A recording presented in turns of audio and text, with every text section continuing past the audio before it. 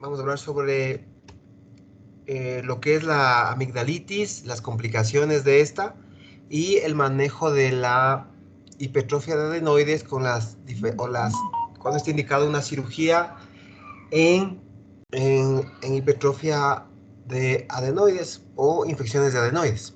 Y cuáles son las variantes, cuáles son los tipos de indicaciones clínicas que pueda tener una adenodectomía sola.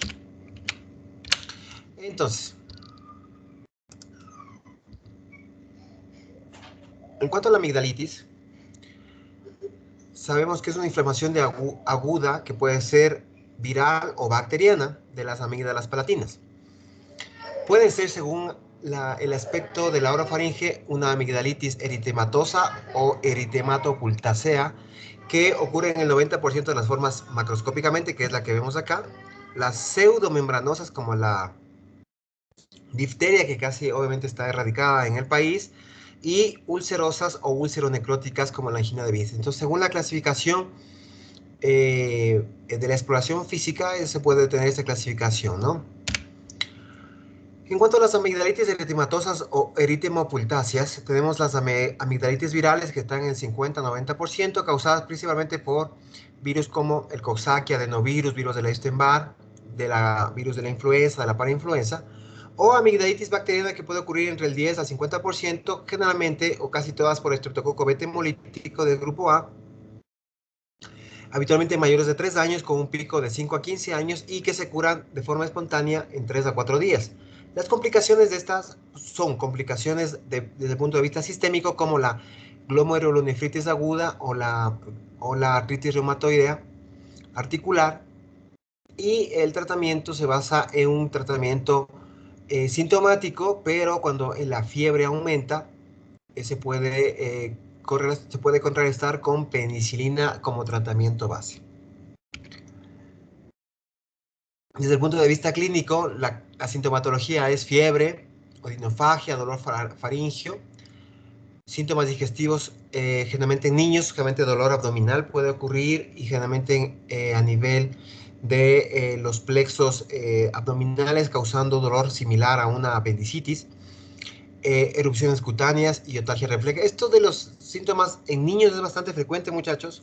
Entonces, siempre a cualquier niño que tengamos un dolor abdominal, es importantísimo revisar la garganta, porque a veces tenemos amigdalitis eritematosas o eritematopultáceas que ocasionan esto. La otalgia refleja es por el glosofaringeo, que da inervación también al conducto auditivo, y por eso da el dolor a esta parte del cuerpo, que es el oído. Su diagnóstico es clínico, obviamente, y desde el punto de vista físico, amígdalas eritematosas con placas blanquecinas, pultáceas, que indican una infección bacteriana. Esto en la faringoscopía anterior. ¿Cuándo pensar que es viral? Cuando tenemos una fiebre moderada, tos, rinorrea, obstrucción nasal. Cuando en la garganta tenemos unas vesículas faringias, pero no estas características, como vemos acá, claramente se nota la diferencia. Como vemos en esta, como vemos aquí. Tipo vesiculosa, eritematosa bastante, sí.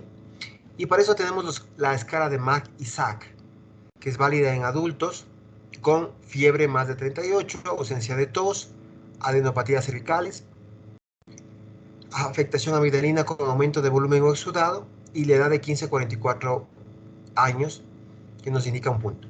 Cuando el puntaje es de mayor a 3, indica una inflamación bacteriana, o el riesgo de infección bacteriana es mayor al 70%. Cuando tenemos más de 1, infección bacteriana viral, y cuando tenemos entre 2 y 3, la valoración es observar y esperar. Se puede tomar un cultivo si necesitamos, ¿no?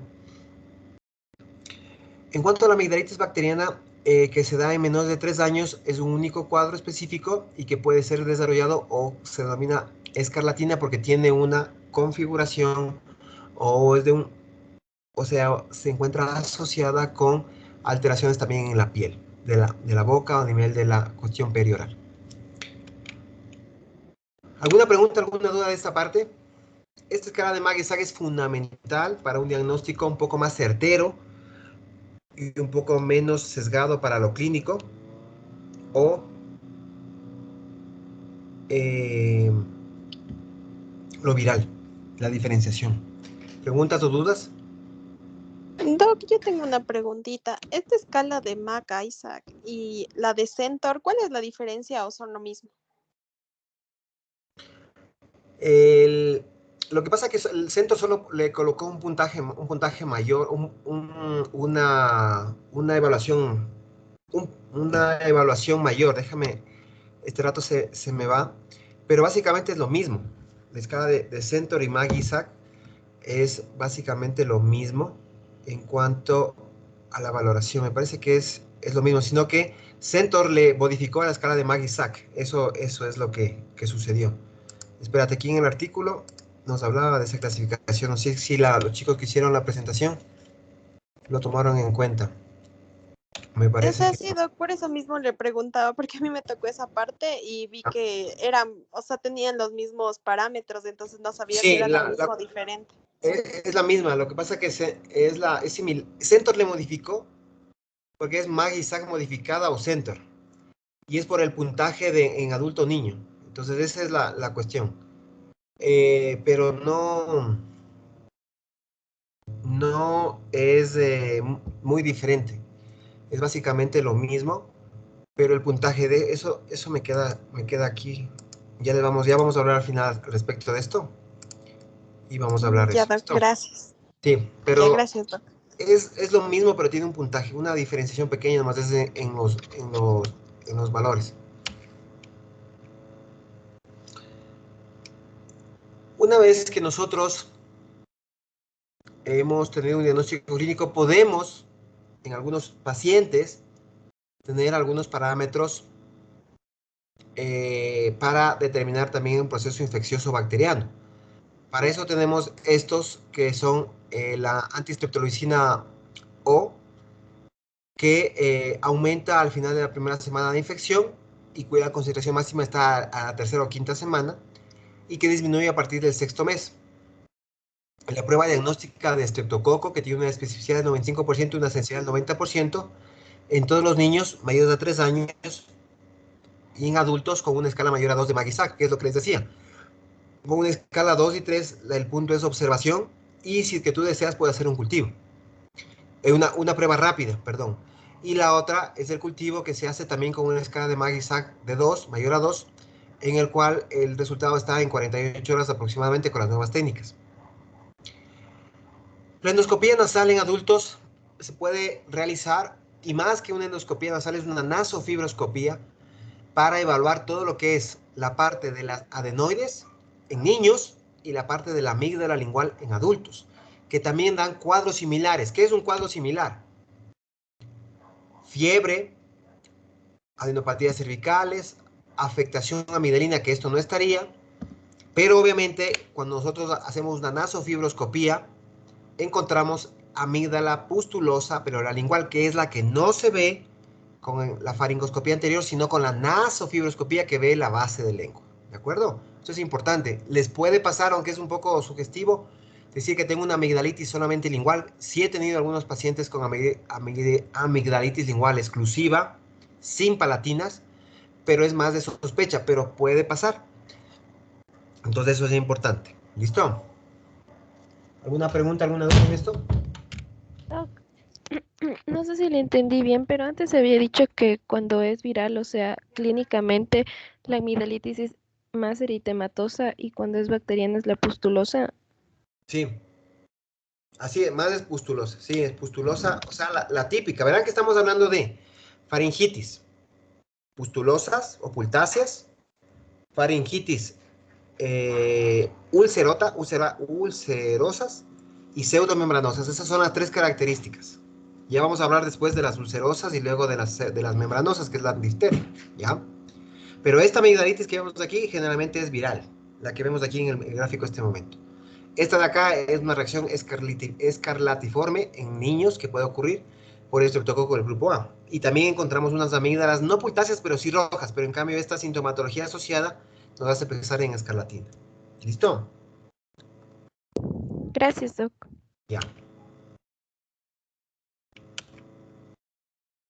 Entonces, tenemos el diagnóstico diferencial de una amigdalitis, es una rinofaringitis, una faringitis vesiculosa que puede ser viral sin que tenga las amígdalas afectadas, un síndrome de Kawasaki en el cual tenemos igual los ojos rojos y todo esto, con alteraciones en la piel asociadas o con ese tipo de lengua que nos indicaría más escarlatina, que se asocia con alteraciones también con febriles y todo eso y con ardor de la garganta.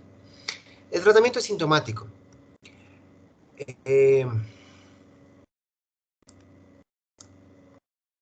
El tratamiento es sintomático con antipiréticos, generalmente el paracetamol. Aquí en el artículo habla que los AINES se desaconsejan, o sea, ibuprofeno, ketorolaco, se desaconseja porque podrían favorecer complicaciones infecciosas graves como celulitis.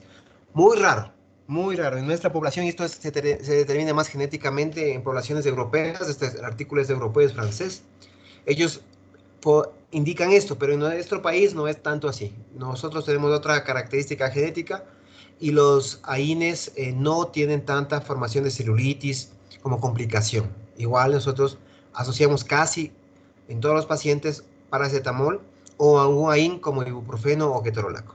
¿De acuerdo?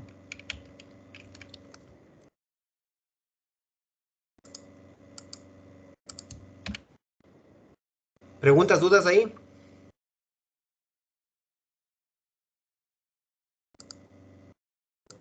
¿Todo claro? Ya. Muy bien. Entonces el tratamiento antibiótico se indica cuando tenemos más de 3 en el criterio de Maggi-Sack Center o cuando hemos hecho un cultivo o una prueba rápida o cultivo en el cual se ha encontrado estreptococo betemolítico. Entonces, el tratamiento es la penicilina como primera opción. Amoxicilina puedes darla por 6 días dividido de 50 miligramos por día en niños y 2 gramos por día dividido en 2 tomas en adultos, es decir, 1 gramo cada 12 horas. Los alérgicos de la penicilina, cefalosporinas de segunda o tercera generación, y cuando está contraindicado porque tienes alergia a beta-lactámicos, los macrólidos tipo claritromicina. Tenemos un fracaso clínico cuando ha pasado un tratamiento más de 72 horas y seguimos con fiebre, malestar general, adenopatías, dolor. Entonces ahí tenemos que reevaluar el tratamiento o el diagnóstico si tenemos alguna duda diagnóstica, ¿de acuerdo? Rotar de antibióticos. El antibiótico de segunda elección es aumentar clavulanato o sulbactán en la dosis de amoxicilina o las cefalosporinas de segunda generación o las fluoroquinolonas de segunda generación, perdón, de tercera generación tipo Cefnidir perdón, tipo levofloxacina o cefalosporinas de segunda generación tipo cefuroxima o de tercera generación tipo el Cefnidir o cefopodoxima.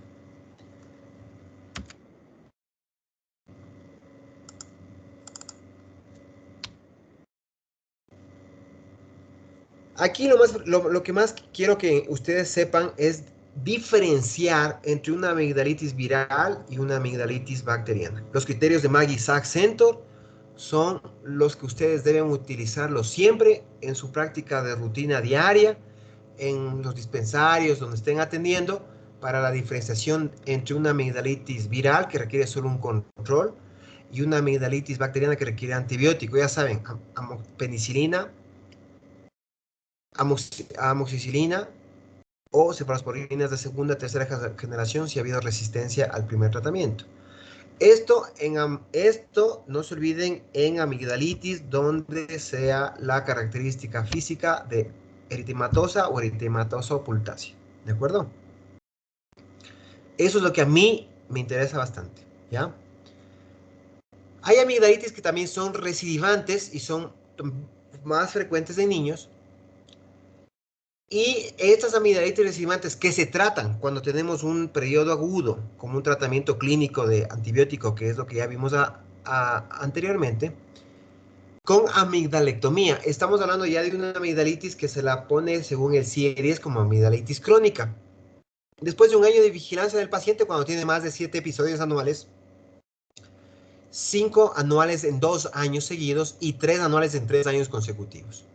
Cuando tiene trastornos ventilatorios obstructivos nocturnos por la hipertrofia, es decir, demasiado grande, es decir, ronquido y ahogos al dormir. O infecciones recurrentes, como vemos acá, antecedentes de una celulitis periamigdalina o que se conoce como un flegmón periamigdalino. Síndrome de Marshall, que es infrecuente, pero está asociado con fiebre, estomatitis aftosa, faringitis y adenitis cervical, y que cede con corticoides.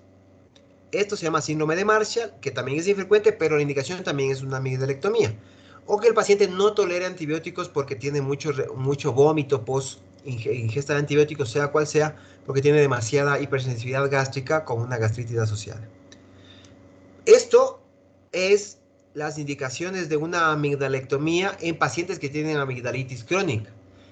¿Cómo tratas del periodo agudo? Similar al tratamiento de una amigdalitis única, es decir, amoxicilina, penicilina y todas las cefalosporinas. Excepto el síndrome de Marshall, que el síndrome de Marshall es una asociación bastante especial que se desarrolla con infección de la garganta frecuente, con ganglios cervicales, y esta estomatitis aftosa, es decir, que tiene como úlceras a nivel de la región bucal, que se mejoran con solo corticoides, no con antibióticos, y este síndrome no requiere antibióticos, sino corticoides como el tratamiento para el diagnóstico de síndrome de Marshall. Pero si tenemos algunos cuadros de síndrome de Marshall, la indicación es una amigdalectomía. ¿Está claro esta parte, chicos?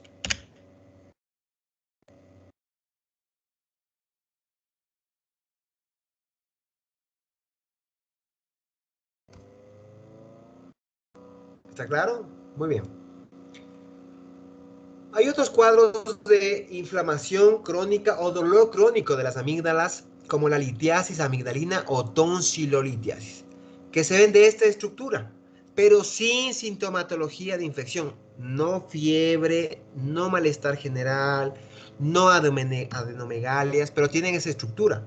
Y cuando tú aplastas la amígdala, sale como una secreción amarillenta, que son los cálculos amigdalinos, y eso se llama tonsilolitiasis. ¿Qué es lo que causa esto? Halitosis o mal olor, a veces causan infecciones bacterianas y tienen dolor de la garganta crónico, pero sin fiebre, sin malestar general. El tratamiento es sacar con aplicación manual o con cotonetes esto para exprimir la amígdala. O si esto no mejora en un tratamiento clínico de 3 a 6 meses, la indicación también es una amigdalectomía. Es decir, sacar la amígdala. ¿Preguntas o dudas?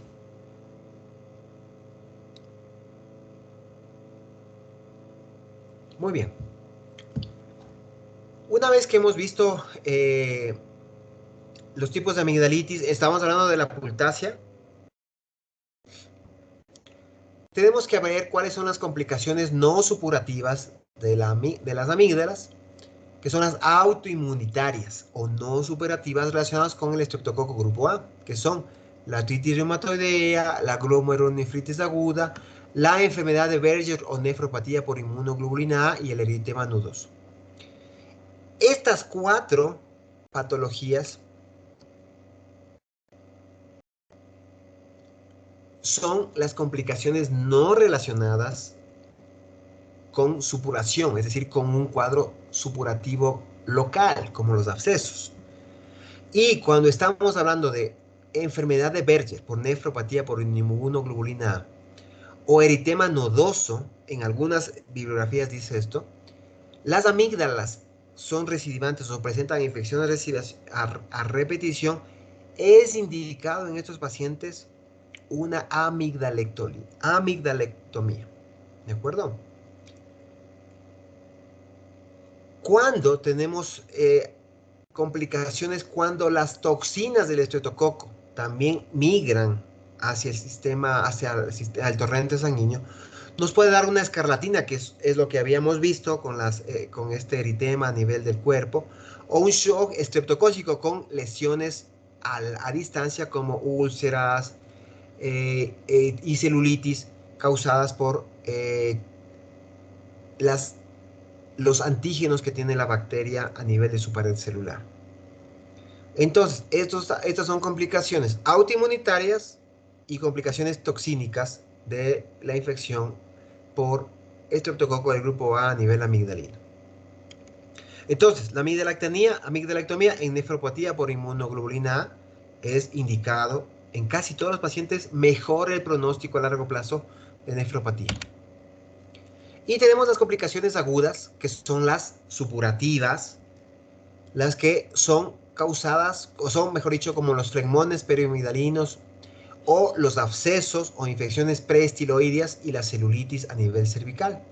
Todo relacionado con el absceso periamigdalino. Todo relacionado con una infección amigdalina. Y está relacionada con la amígdala y su espacio periamigdalino y todo ello, ¿de acuerdo? ¿Preguntas, dudas? Doc, yo tengo una consultita. Dime. Lo que pasa es que en el artículo decía que en las nefropatías como complicación de la amigdalitis no se utilizaba la amidalectomía porque esta tenía un foco más como que cutáneo, no era tanto la amigdalitis. Entonces que si se cortaba las amígdalas podría sí. residuar. Entonces no En entiendo, ¿se hace o no? En la glomerulonefritis y en la enfermedad de Berger sí está indicado la amigdalectomía. Ah, En ok, la Doc. nefropatía por inmunoglobulina sí está indicado. En la glomerulonefritis no. Pero en la enfermedad de Ah, ya, Berger sí listo, está Doc, indicado. ya la entendí. Sí, sí. Ah, En ya, la gracias, Doc. nefropatía por inmunoglobulina A sí está indicado la amigdalectomía. Hay restricciones sistemáticas incluso que sí. En la glomerulonefritis no. Ahí sí es lo que me estás diciendo tú, que debe de haber dicho el artículo. Pero eso, el eritema nudoso en algunos casos, cuando tiene infecciones asociadas, muy frecuente se puede hacer una amidalectomía con mejoría del eritema, a pesar que sea de la piel. Pero no hay revisión, sí hay algunos artículos que indican que sí mejoran, pero otros dicen que no. Pero en Berger sí está totalmente indicado. ¿Listo? Ya. Y en infecciones, todos los abscesos que se provocan de un flegmón o de una amigdalitis es preestiloideo, es decir, por delante de la estiloides, y se relaciona con las complicaciones supurativas.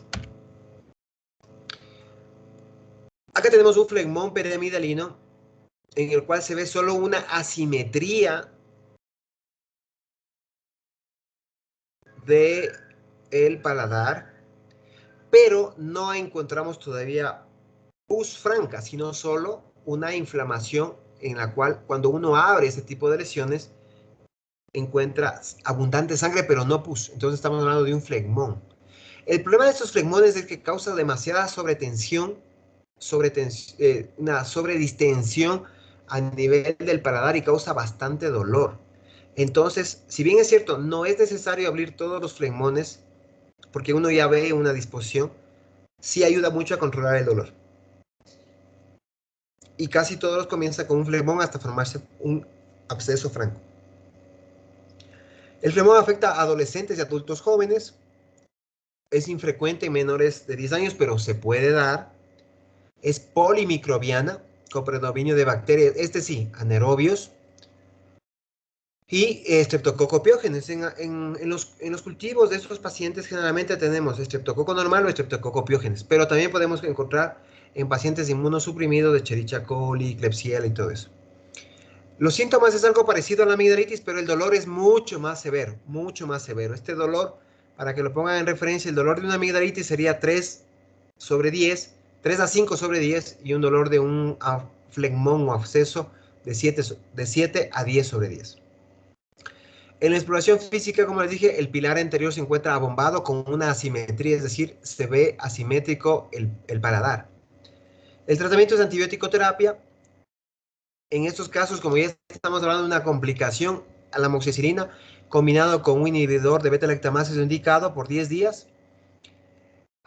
También es necesario para disminuir la inflamación los corticosteroides tipo dexametasona intravenoso, que mejora o disminuye el dolor, el trismus y la fiebre. Y se debe evacuar el flegmón haciendo una punción sobre esta parte donde se ve el puntero o una incisión para drenar esto. Generalmente los flegmones de por sí no se drenan, pero si hay demasiado dolor, sí está indicado drenar. ¿Cómo me doy cuenta que es un flegmón o un absceso? Primero la clínica, cuando tú das tratamiento antibiótico intravenoso y colocas una dosis de corticosteroides, que es luego el gol estándar, a las 6 horas ves todo normal. O sea, como que se ha disminuido un 80-90%. Cuando hay un absceso franco y formado, el dolor no cede. A la hora o 2 horas no cede el dolor y la fiebre no se controla. Entonces, eso es como que clínico, porque a la vista parecen igual los dos. Al examen físico parecen igual.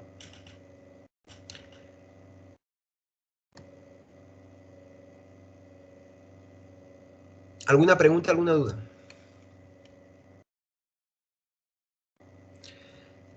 Si es que no mejora la amigdalitis con el drenaje puro y antibiótico terapia intravenoso, es necesario en algunos pacientes hacer una amigdalectomía en caliente, que se llama amigdalectomía de Quincy, que es el primer autor que lo hizo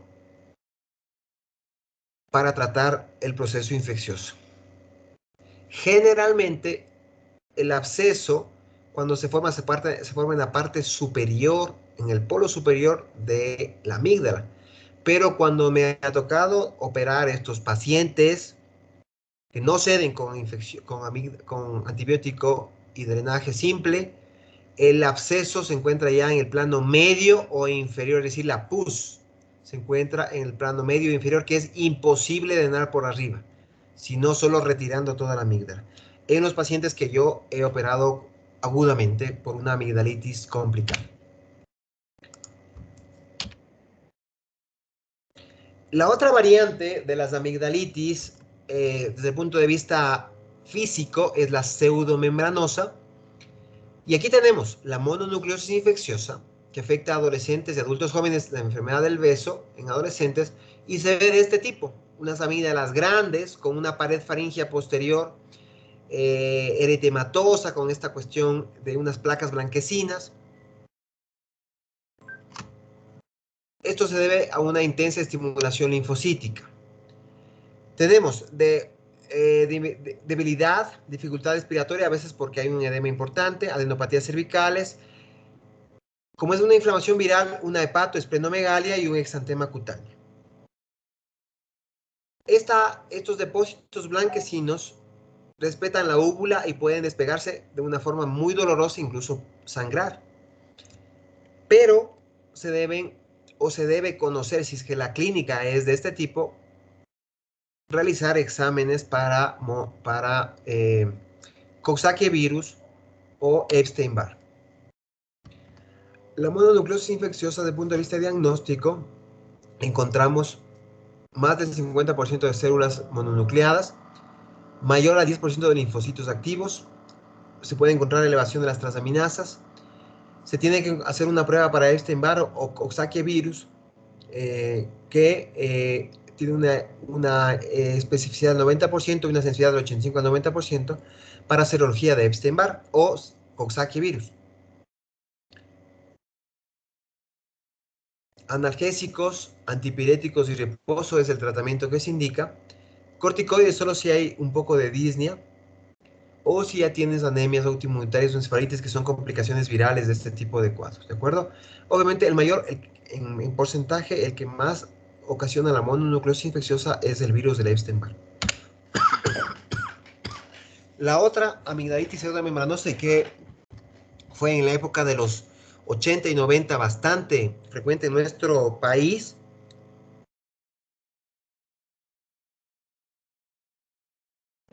fue la fue causada por el agente Corynebacterium diphtheriae, en cuyo caso también tenemos membranas blanquecinas adherentes que sobrepasan las amígdalas.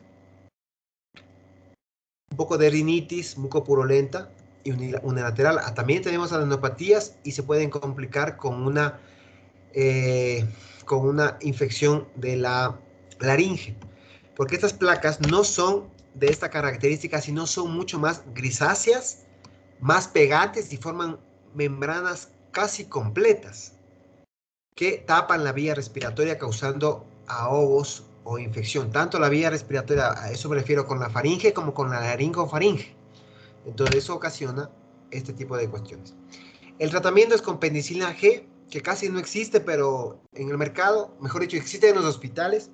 Muy frecuentemente se trata con penicilina o penicilina B oral, que no existe actualmente o casi no existe en el mercado, pero se puede tratar con penicilina. La vacunación en esos momentos era indispensable, ¿no? Aquí, ¿cómo se trata la difteria? Cuando tiene afección nasal de 10.000 a 20.000 unidades internacionales intramuscular. Si tiene amígdala faringolaringia, entre 20.000 a 40.000 unidades internacionales. Si es una difteria grave con compromiso del sistema sistémico, de 40.000 a 100.000. Y si tiene una afectación cutánea, también entre 20.000 a 40.000 intramuscular. Aquí lo más importante, esto casi es algo anecdótico, porque no se encuentra este tipo de amigdalitis.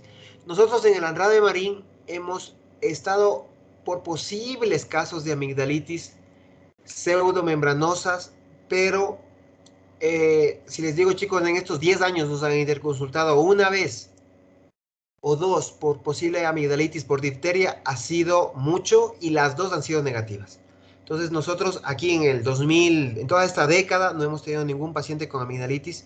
Tal vez en el Eugenio Espejo, donde ven personas con mayor deficiencia nutricional o que no se encuentran afiliados, podrían haber encontrado que eran los que más veían amigdalitis diftérica en la época de los 80 y de los 90, sobre todo en la epidemia que hubo en el 98, 97, donde había bastantísimos pacientes. Y obviamente la penicilina cristalina era el tratamiento ideal. Ahora, chicos, me parece más algo histórico, pero importante saber desde el punto de vista clínico, nada más. ¿Listo? Y esta amigdalitis es algo que sí la vemos, no frecuentemente, pero sí, si les digo un porcentaje 10-2, 10 amigdalitis pultáceas, 2 amigdalitis ulcerosas, y eso hay que tener mucho cuidado. Generalmente son bilaterales, pero no siempre, con alteración de la gingiva, ¿no? Cuando son bilaterales se desarrollan con alguna alteración, como una granulocitosis o alguna alteración como un linfoma, como una leucemia. Y cuando son unilaterales, como les decía, están relacionadas con una amigdalitis de Vincent o con un chancro sifilítico o un cáncer de amígdala. Estas tres son preguntas de examen porque es la diferenciación de una amigdalitis úlcera necrótica en cuanto al diagnóstico diferencial. La diferenciación que la amigdalitis de Vincent sí causa dolor, malestar general de forma aguda. El chancro sifilítico no causa dolor ni molestias, pero sí se ve la forma. Y el cáncer de amígdala se ve más relacionado con pérdida de peso y con múltiples tratamientos antibióticos, como una angina de Vincent sin mejoría.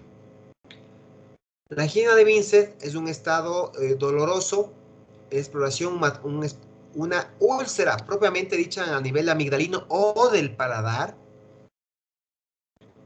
El estudio bacteriológico nos encuentra la asociación con una bacteria fuso espirilar tipo Treponema vincenti o Fusobacterium necrophorum.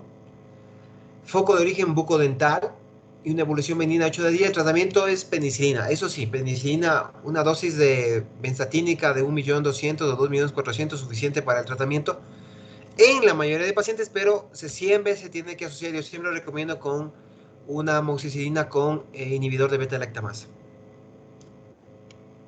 Entonces, si encontramos bilateral esta forma, podemos pensar en una alteración cancerígena, perdón, una alteración como un linfoma o como una leucemia. Y si encontramos unilateral, angina de Vincent, chancro sifilítico o un cáncer de amígdala. Si es que ha fallado el tratamiento de la amigdalitis o del chancro, perdón, de amigdalitis, y no mejora, el diagnóstico es tomar una biopsia de esa lesión. Y otra complicación supurativa, trombótica, de una amigdalitis es el síndrome de cualquier absceso, perdón, de cualquier absceso cervical, faringio, parafaringio, retrofaringio, es el síndrome de Lemierre, que es la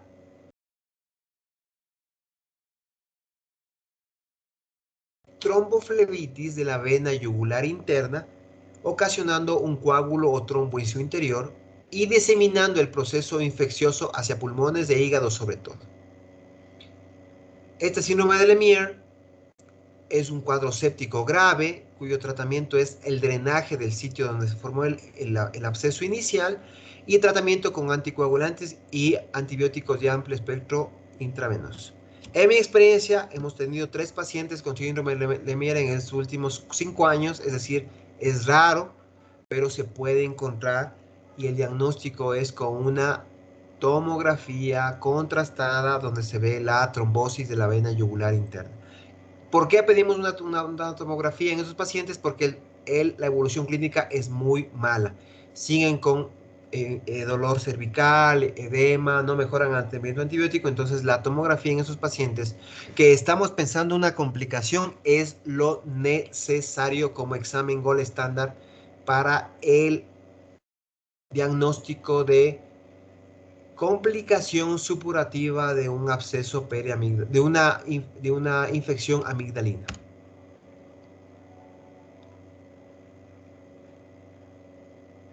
En cuanto a una amigdalitis ulcerosa de tipo chancroso, una ulceración unilateral, una base indurada, una adenopatía voluminosa podemos encontrar. El diagnóstico, obviamente, en estos pacientes hay que usar el BDRL y la visualización de treponema. Y obviamente también en estos pacientes, como la sífilis actualmente es muy relacionada con el VIH, es necesario pedir también anticuerpos para VIH y otras infecciones de infectocontagiosas genitales también pueden estar. El tratamiento para este chancro es la penicilina con 2.400.000 o cada 8 horas la bencilpenicilina para el tratamiento de un chancro. Estos pacientes generalmente no tienen dolor, pero sí tienen esta alteración fea en la amígdala. Y estos pacientes ahora casi pneumónicos son pacientes con VIH. Un paciente que vean así, sin dolor, es un paciente que tiene ya VIH por más que te quiera negar. ¿De acuerdo? Eso es importante.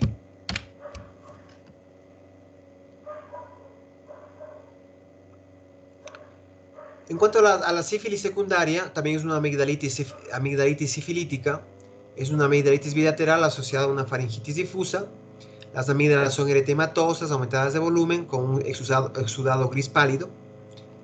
Y obviamente tenemos un velo de paladar que se encuentra indemne. No está afectando la úvula. En este gráfico está afectando la úvula, pero no es lo habitual. Y obviamente tenemos que evaluar esto en pacientes que tengan sífilis activa o tuvieron sífilis activa, sobre todo estos por los antecedentes que se diagnostica este tipo de patologías. Otras patologías ulceronecróticas son por la Neisseria gonorrea,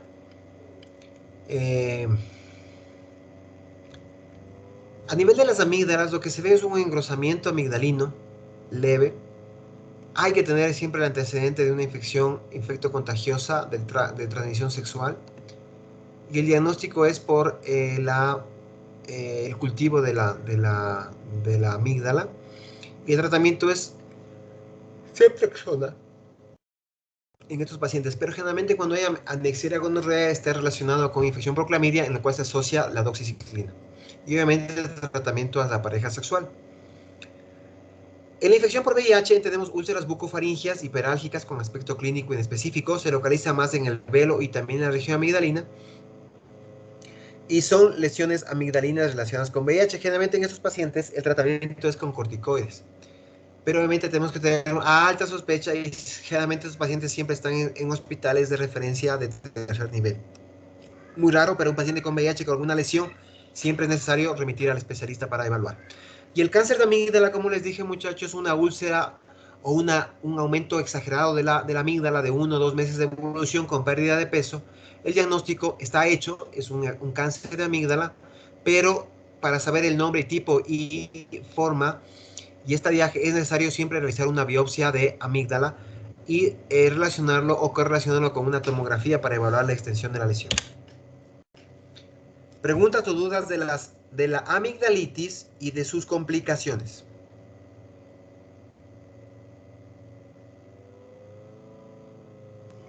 Doc, una consulta. ¿Qué tan común son las complicaciones bacterianas por el estreptococo beta? Es decir, por ejemplo, la glomerulonefritis postestreptocócica o la enfermedad de Berger.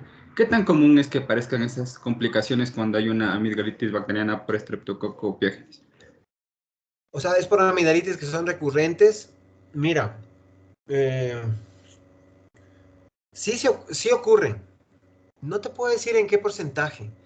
Hay bastantes pacientes con nefropatía por inmunoglobulina A, por ejemplo, desde el punto de vista nefrológico. Hay bastantes pacientes. Eh, no todas son relacionadas con amigdalitis recurrentes, pero sí hay algunas. Y hemos operado unas cuantas. Yo creería que no es tan frecuente en una proporción de 3 a 7, 3 siendo las no supurativas, complicaciones no supurativas, y 7 siendo las complicaciones supurativas. Pero no he hecho ninguna revisión al respecto a nivel del hospital, a nivel de la experiencia y práctica clínica. Yo he visto, pero algunas, no muchas, y obviamente de largo, las complicaciones supurativas. Pero las otras he visto síndromes de Marshall, he visto, por nefropatía por inmunoglobulina A, la enfermedad reumatoide, pero decirte exactamente la proporción o cuántos hay, no, pero sí hay, y eso hay que tener presente, ¿de acuerdo?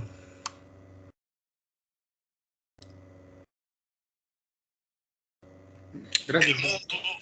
Muy bien. Otra de las patologías que a mí me interesa que conozcan son las adenoides. Entonces, las adenoides son las vegetaciones posteriores que también tienen un sistema linfoideo y que pueden estar inflamadas. ¿Cuándo? ¿O qué clínica pueden producir cuando ocurre inflamación? Trastornos respiratorios de sueño como ronquido respiratorio nasal, como una sinusitis o rinosinusitis aguda, que generalmente se conoce como adenoiditis aguda o adenoiditis recurrente, sin alteración nasal, que también ocurre, predispone a una otitis media aguda recurrente por el tamaño amigdalino y a rinosinusitis crónica.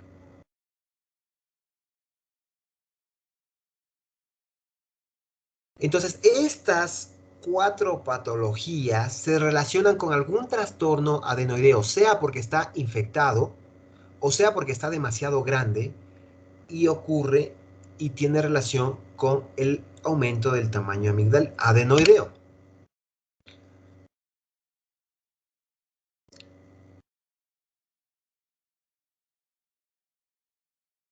La cadena está indicado cuando existe más de 4 episodios de infecciones de rinorrea purulenta purulenta en el año en menores de 12 años, sin afectación amigdalina o con afectación amigdalina y sin alteración nasal, que hay pacientes pocos, pero hay.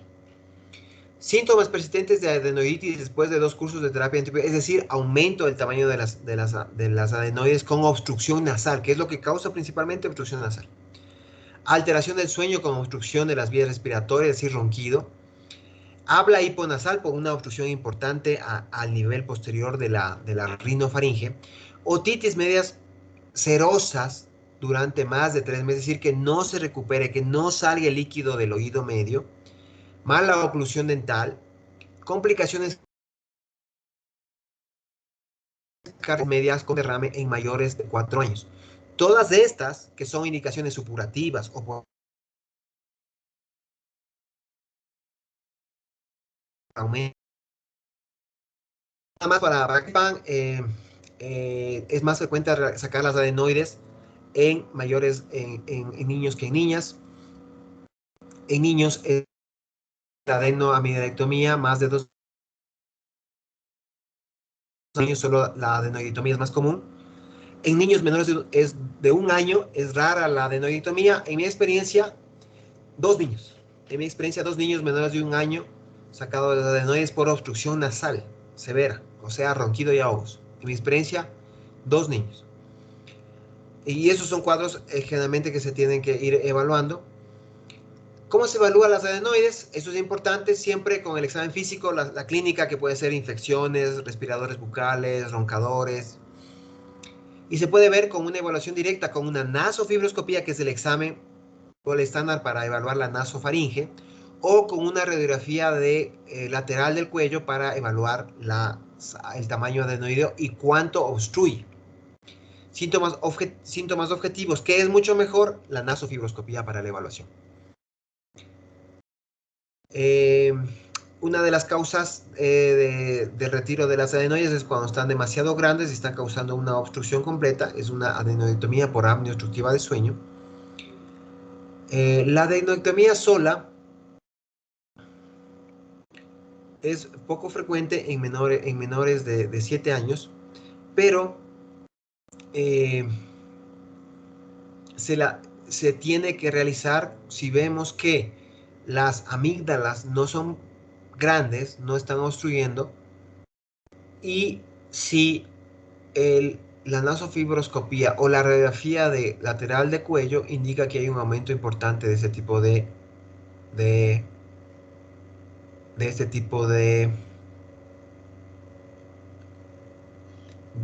tejido detrás de la nariz. Bueno, el DICE es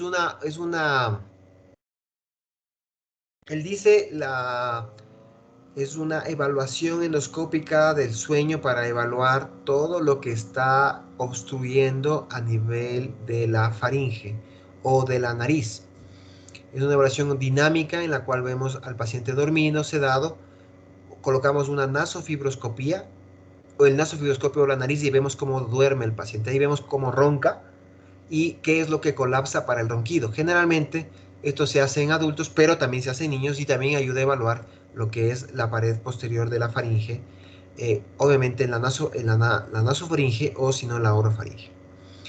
Generalmente se lo hace en pacientes roncadores que han fallado, en adultos, pacientes roncadores, que se quiere saber cuál es el sitio de obstrucción exacto, o en niños que han fallado la retirada de adenoides y amígdalas para evaluar otro tipo de patologías asociadas. No es de primer cajón y se lo indica en cierto tipo de pacientes. Esto obviamente es de especialidad, lo hacemos muy frecuente, mi persona se dedica bastante a esto, pero obviamente no es de primer cajón para el diagnóstico de adenoides o de amígdalas, sino para cuando ha fallado la primera cirugía y sigues con una roncopatía importante después de la cirugía. Cuando tenemos clínica de rinosinusitis crónica pediátrica, es decir, infecciones de repetición más de 12 semanas, con dolor, opresión facial y todo eso, en niños que no han mejorado con irrigación nasal, solución salina, esteroides, en estos el tratamiento quirúrgico es de primera línea con una mejoría mayor del 80%, porque en las adenoides se acumulan bacterias en biofilms, que son las que perpetúan el proceso infeccioso nasal. Entonces, el sacar las adenoides es de primera línea en pacientes con rinosinusitis crónica pediátrica menor a los 7 años de edad y con infecciones de repetición de la nariz.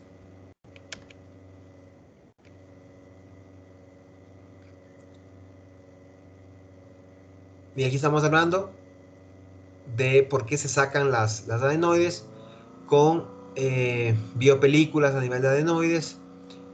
No se corre cuando realizamos la resección de las adenoides en rinosinusitis pediátrica es independiente del tamaño, sean pequeñas o sean grandes. El tratamiento es retirada de las adenoides por biofilms y no por el tamaño, que es lo que dice en esta diapositiva. es indicado la rinosinusitis, el retiro de las adenoides en niños menores de 12 años. Igual es beneficiosa, es mucho mejor, lo que sí puedo decir es que es mucho mejor el retiro de las adenoides con endoscopía nasal, transquirúrgica, y no es requerida o no se relaciona la amigdalectomía para la mejoría de la rinosinusitis crónica. Es decir, lo que mejora para los pacientes con rinosinusitis crónica pediátrica es retirar las adenoides, no las amígdalas. Técnica quirúrgica, bueno, con un abrebocas se relaciona en la pared nasofaringea, se hace el raspado, se curetea y se retira el tejido adenoideo. Obviamente aquí pareciera que se retira todo, pero realmente se retira un 70-80% del tejido adenoideo. Y lo mejor y lo más, o lo que está en boga para la mejoría del tratamiento es la realización de una adenoidectomía endoscópica, que se hace, también se puede hacer con cureta, con una mejor visualización o con microdebridador. Igual que esta parte, es la técnica más reciente, el microdebridador. Y aquí se ve, desde el punto de vista endoscópico, cómo se van retirando las adenoides que se encuentran en la pared faríngea posterior. Esto es una visualización transnasal de la nasofaringe para el retiro completo de las adenoides. Esto es una adenotomía vía endoscópica. Cuando se opera a un paciente menor de 5 años, hay una probabilidad 2.5 veces más de requerir una adenoidectomía. Mucho más en pacientes que tienen una rinitis alérgica severa. Y las tasas de revisión son mucho menores cuando se usa un microdebridador que por coagulación. ¿Cuáles son las alteraciones que pueden ocurrir cuando sacamos las adenoides? Una disfunción del paladar,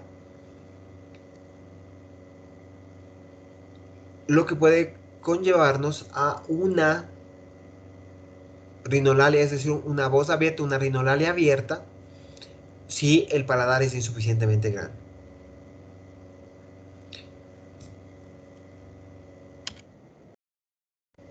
¿Cuáles son las complicaciones? Las hemorragias, la insuficiencia velofaringea, que es lo que les digo, muchachos, si es que se saca cuando hay una disfunción del esfínter para separar la cavidad oral nasal. Esto generalmente se ocurre en pacientes que tienen un paladar bífido o un paladar con alguna malformación, sobre todo los pacientes con labio paladar hendido, en los cuales tenemos la complicación de la hipernasalidad, deficiencia en el habla y la regurgitación nasal. En estos pacientes está indicado sacar parcialmente las amígdalas o las adenoides, o no tocar las adenoides para evitar estas complicaciones.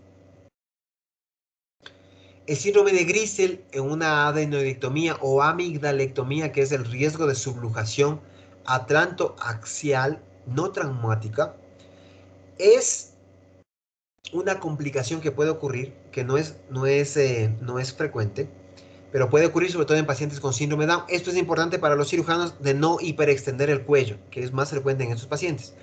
Y una estenosis nasofaringea por una excesiva raspado del tejido adenoideo, o por cuando utilizamos microdebridador o succión o electrosucción, demasiado quemar o demasiado comer en esa parte que es estenosa y se une el paladar hacia la nasofaringe, una complicación grave, y obviamente es un error del cirujano que realiza el procedimiento por la que se produce este tipo de alteraciones.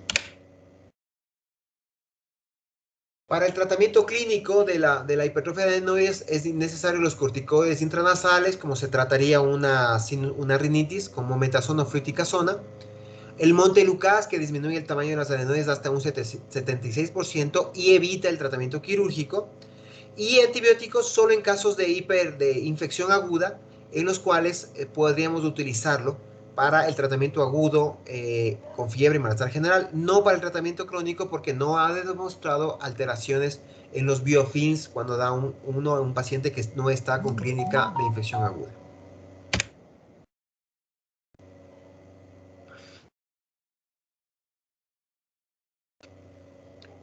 Nada más, eso sería, muchachos. ¿Alguna pregunta, alguna duda?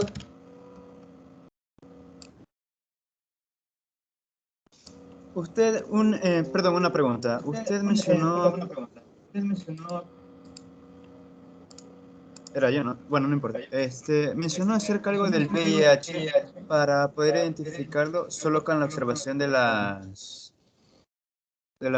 amígdalas. ¿Cómo era eso? No sé si podría repetir, por favor.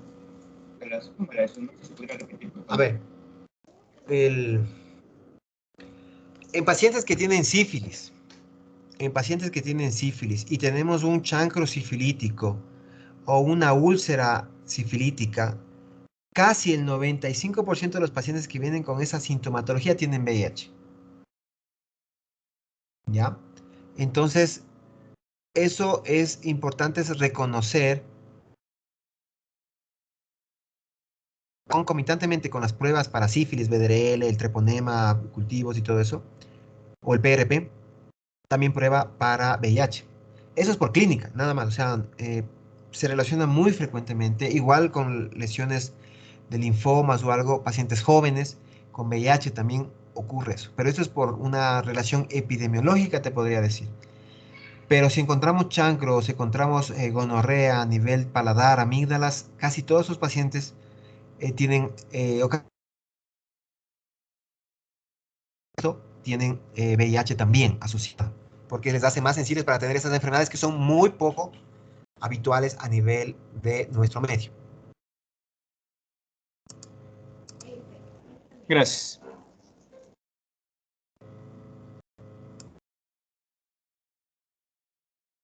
Bien, chiquillos. ¿Preguntas, dudas?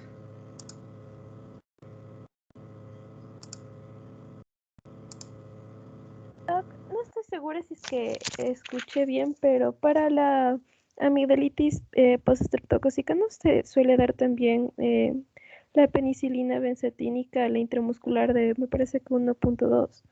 Sí, eso es lo primero que se da.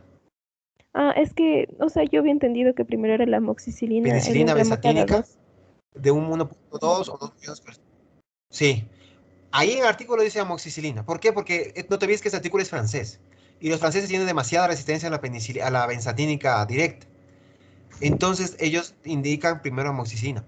Pero para nosotros el primer tratamiento, sobre todo en medios rurales, la penicilina benzatínica. ¿Listo? Listo, Doc, muchas gracias. Exacto, entonces eso es importante. Veamos.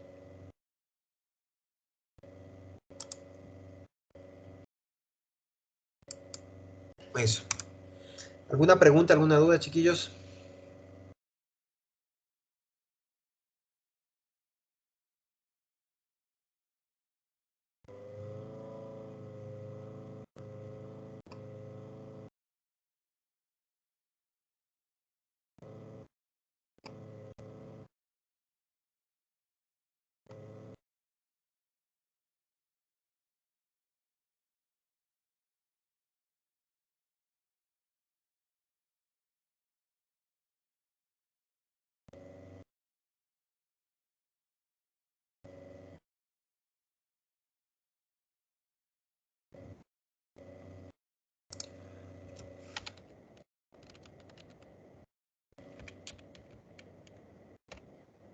¿Todo claro, muchachos?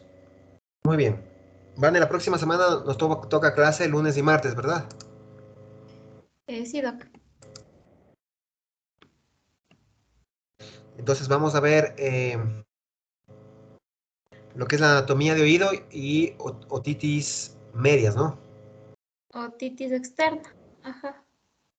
Otitis externa nos toca. Sí.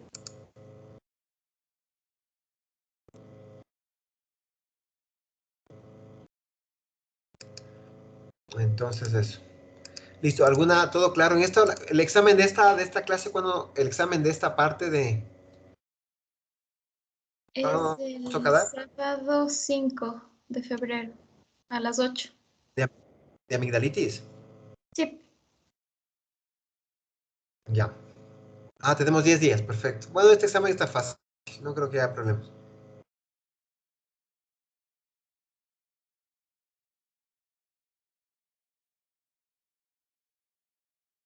Ya. Ya, a ver,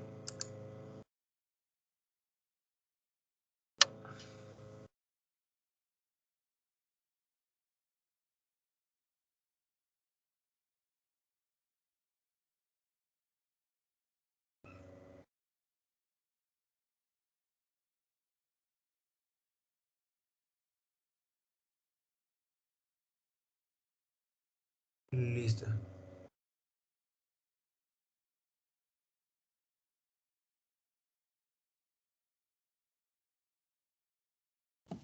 Tengo que enviarme los artículos, por favor. Ya. Ya, a ver chiquillos, por esto de Centaur y Maggie Saga, sí. Verán, los criterios de Centaur, son los criterios de Centaur modificados por Maggie Saga. Así es la realidad. Entonces, el artículo del 2014 lo toma ya como criterios de Maggie Saga porque fueron modificados por Maggie Saga, pero los iniciales fueron una mnemotecnia de Centaur. Que Centaur es una mnemotecnia que dice tos ausente, un incorrecto, no puede toser, exudado, ganglios, temperatura y modificación si es joven o viejo o adulto. Eso es Centaur. Pero el que los modificó para el puntaje de 1, -1 y todo eso es Maggie-Zag. Así es la relación. ¿Listo? Entonces, criterios de Centaur, la realidad es que son los criterios de Centaur modificados por Maggie-Zag. Ese es el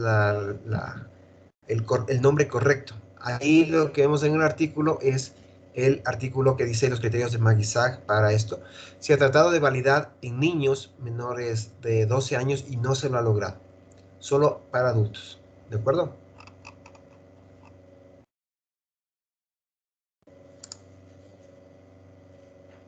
Para que eso quede totalmente Gracias, claro. Doc. Entonces, los criterios son de Maggie-Zag. Los criterios son de Centaur, pero fueron modificados por Maggie-Zag para el puntaje. 1, -1, 2 a 3, 4 a 5, que es lo que le estaba diciendo. ¿Listo?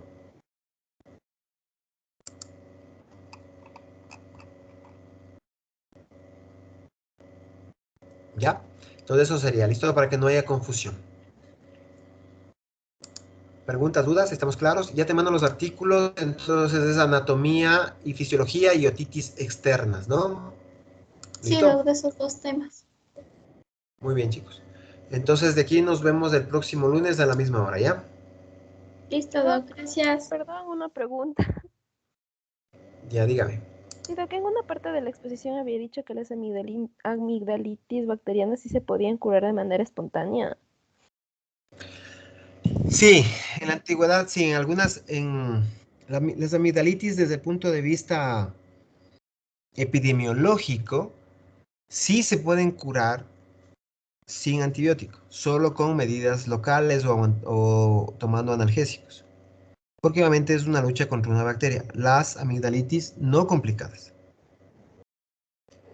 Y, Hay que esperar obviamente 4 a 7 días. Sin embargo, por el momento en el que nosotros estamos y con la cantidad de centros de primer nivel que tenemos, es difícil que una amigdalitis pase sin usar antibiótico o analgésico. Una amigdalitis bacteriana se pase sin usar antibiótico.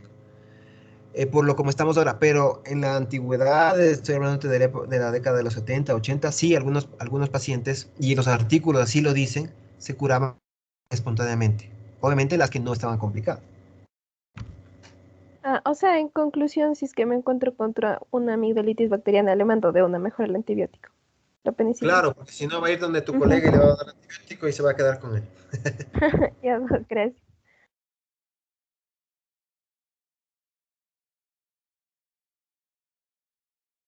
Listo. Listo, chiquillos, así mismo es, ¿ya? Claro, tiene que mandar antibióticos, si no, igual se van a quejar. Así que es preferible de una el criterio de los criterios de Maggie-Zag para adultos mayores a 15 y eso nos va a ayudar a mejorar. ¿Listo? Gracias, ¿Ya? Doc. Eso sería, muchachos. Listo, cuídense, nos vemos la próxima semana. Chao, chao. Hasta luego, Doc. Hasta luego, Doc. Chao. Gracias. Hasta luego. Cuídense.